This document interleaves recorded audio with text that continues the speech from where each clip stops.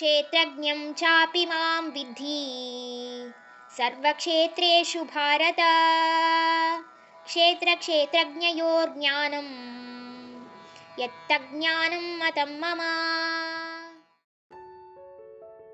ಹೇ ಭರತನೇ, ನನ್ನನ್ನು ನೀನು ಈ ಕ್ಷೇತ್ರ ಅಥವಾ ದೇಹ ಮತ್ತೆ ಈ ಕ್ಷೇತ್ರವನ್ನು ಅರಿತಂತಹ ಆತ್ಮ ಇವೆರಡನ್ನು ತಿಳಿದವನು ಎಂದೇ ತಿಳಿ.